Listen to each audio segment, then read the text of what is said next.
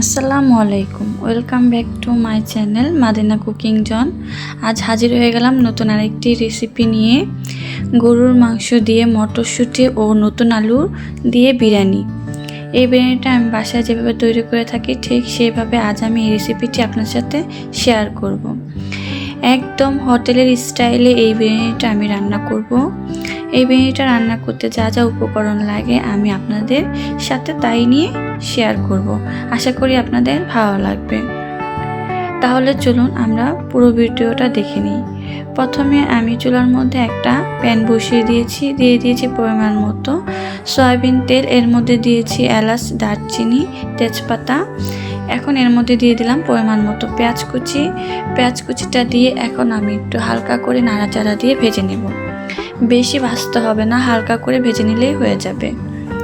এই তো সুন্দর পেঁয়াজটা ভাজা হয়ে গেল। এখন এর মধ্যে দিয়ে দিব পরিমাণ মতো লবণ, দিয়ে দিব 1.5 টেবিল চামচ আদা রসুন বাটা। এই তো প্রথমে 1 টেবিল চামচ দিয়েছি, দ্বিতীয়বার আমি 1/2 চামচ আদা রসুন বাটা দিয়ে দিলাম 1 টেবিল চামচ মরিচের গুঁড়ো। এরপর দিয়ে দিব 1 টেবিল চামচ ধনিয়ার গুঁড়ো দিয়ে এখন আমি মশলাটাকে একটু নাড়াচাড়া দিয়ে ভেজে নেব। এই তো দেখতে পাচ্ছেন সুন্দর করে আমি একটু নাড়াচাড়া দিয়ে ভেজে নিয়েছি। এখন এর মধ্যে দিয়ে দিব 1/2 কাপ পানি। পানিটা দিয়ে আমি এখন একটু মশলাটাকে ভালো করে নেড়েচেড়ে কষিয়ে নেব। মশলাটা কিন্তু একটু ভালো করে কষিয়ে নেবেন, তা না হলে কিন্তু আদা রসুন এবং মরিচের কাঁচা গন্ধটা থেকে যেতে পারে। থেকে গেলে ভালো লাগবে না খেতে, এই কারণে মশলাটাকে একটু ভালো করে কষিয়ে নিয়েছি। এটা কষানো শেষ। এখন এর মধ্যে দিয়ে দিলাম গরুর মাংস। এখানে আমি প্রায় 700 গ্রামের উপরে মাংস নিয়েছি, আর গরুর মাংসটা আমি একটু ছোট করে কেটে নিয়েছি বিরিয়ানির মতো করেই। বিরিয়ানিতে যেই সাইজ মাংসটা দেয় আমি ওই সাইজ করেই বিরিয়ানির মাংসটা সুন্দর করে কেটে নিয়েছি।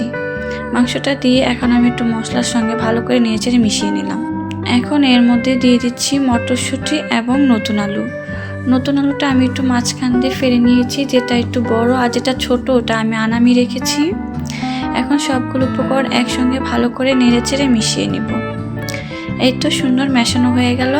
এখন আমি একটা ঢাকনা দিয়ে রান্না করে নিব 20 মিনিটের মতো। তো 20 মিনিট পর ঢাকনাটা উঠিয়ে নিয়েছি। এই তো দেখতে পাচ্ছেন কত সুন্দর মাংসটা কিন্তু কষানো হয়ে গিয়েছে। এই 20 মিনিটের মধ্যে কিন্তু আমি আরও একবার ঢাকনাটা উঠিয়ে একটু মাংসটাকে ভালো করে নাড়াচাড়া দিয়ে দিয়েছিলাম।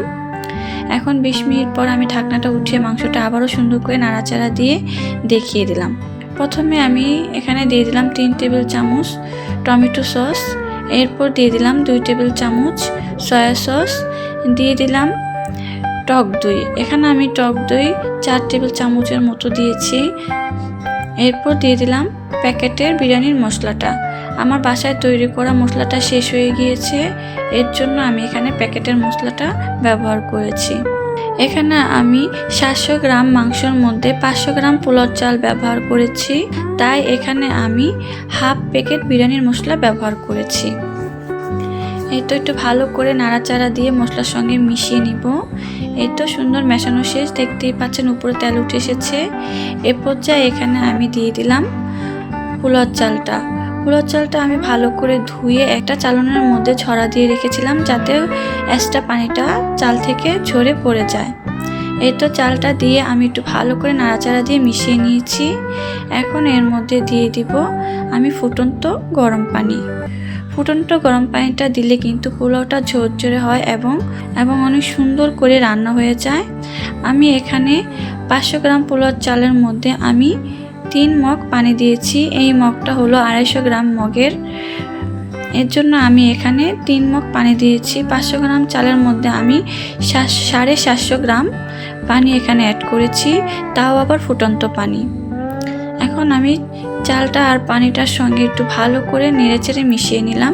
তো দেখতে পাচ্ছেন আমি কত সুন্দর করে নাড়াচাড়া দিয়ে মিশিয়ে নিয়েছি। এখন আমি ঢাকনা দিয়ে ডেকে অপেক্ষা করব বলক আসা পর্যন্ত। এই তো ঢাকনা দিয়ে ডেকে দিলাম। এখন উপর দিয়ে ডেকে নিব যাতে বলকটা উপরে আসে। এই তো দেখতেই পাচ্ছেন কত সুন্দর বলক উঠে এসেছে। এখন আমি ভালো করে একটু নাড়াচাড়া দিয়ে মিশিয়ে নিব। নিচের থেকে উপরের দিকে উঠিয়ে আমি নাড়াচাড়া দিয়ে মিশিয়ে নিব। এই তো সুন্দর মেশানো শেষ।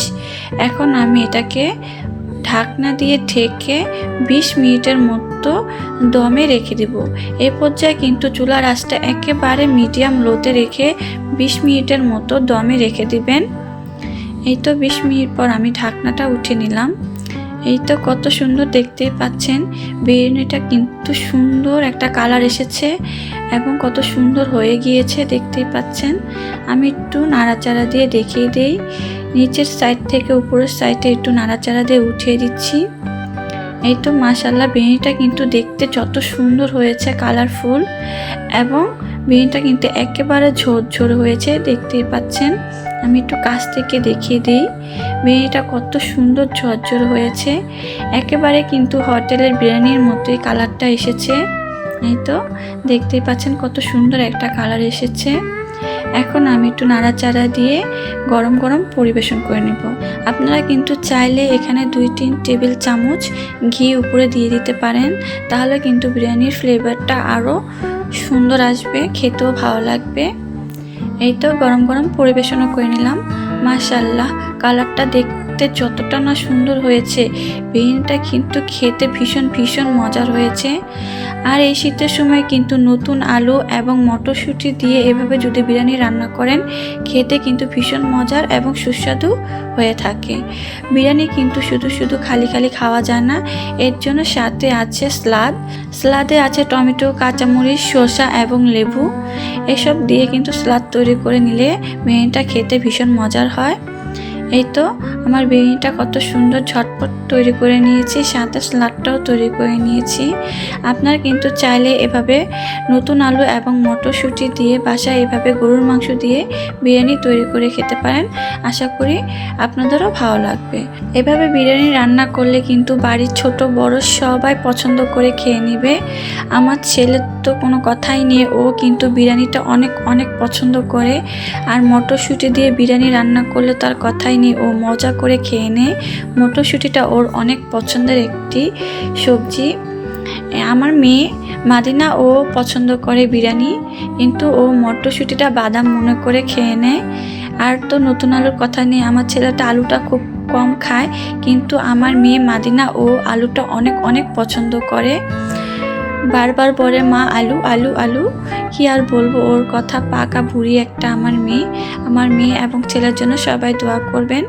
আপনাদের যদি এই বিরিয়ানির রেসিপিটি ভালো লেগে থাকে, অবশ্যই লাইক কমেন্ট শেয়ার করবেন এবং নতুন ভিডিও পেতে সাবস্ক্রাইব করবেন। আল্লাহ হাফেজ।